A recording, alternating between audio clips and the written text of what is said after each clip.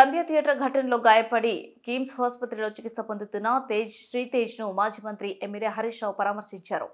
ఈ సందర్భంగా హరీష్ రావు మాట్లాడుతూ శ్రీతేజ్కు మెరుగైన వైద్యం అందిస్తున్నామని కిమ్స్ వైద్యులు చెప్పారు. శ్రీతేజ్ త్వరగా కోలుకోవాలని ఆ భగవంతుణ్ణి ప్రార్థిస్తున్నాను. రేవతి ఆత్మకు శాంతి చేకూరాలి. ఆ కుటుంబానికి భగవంతుడు మనోధైర్యం ప్రసాదించాలి. సినిమా వాళ్ళను భయపెట్టి సీఎం రేవంత్ మంచి చేసుకోకూడదు. ఈ ఘటనను ప్రభుత్వం రాజకీయం చేస్తుంది. గురుకులాల్లో మృతి చెందిన పిల్లల కుటుంబ సభ్యులను సీఎం రేవంత్ ఇంతవరకు పరామర్శించలేదు. ఓ సర్పంచ్ ఆత్మహత్యకు కారకుడైన సీఎం సోదరుడిని ఎందుకు అరెస్ట్ చేయలేదు? చట్టం అనేది అందరికీ సమానంగా ఉండాలి.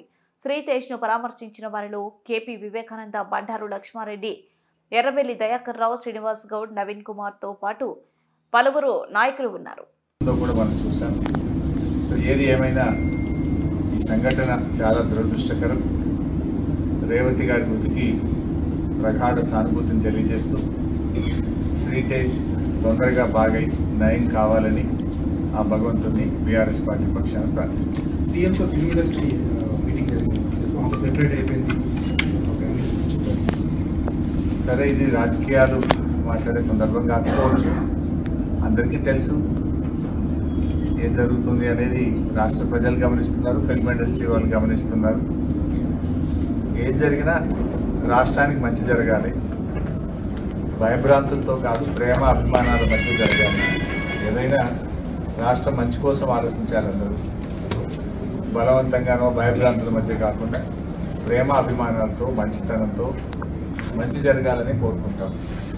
సరే, ఇప్పుడు ఎందుకంటే మేము వచ్చింది ఆసుపత్రి, ఇక్కడ మేము రాజకీయాలు మాట్లాడడం మాకు అంత కలుస్తారు సరైన సందర్భం కాదు. We only pray the god Sritej బాగా కావాలి, తొందరగా బయటకు రావాలని ప్రార్థిస్తాను. ప్రతిపక్షాలే దీన్ని రాజకీయం చేస్తున్నాయని అధికార పార్టీ ఆరోపించారు.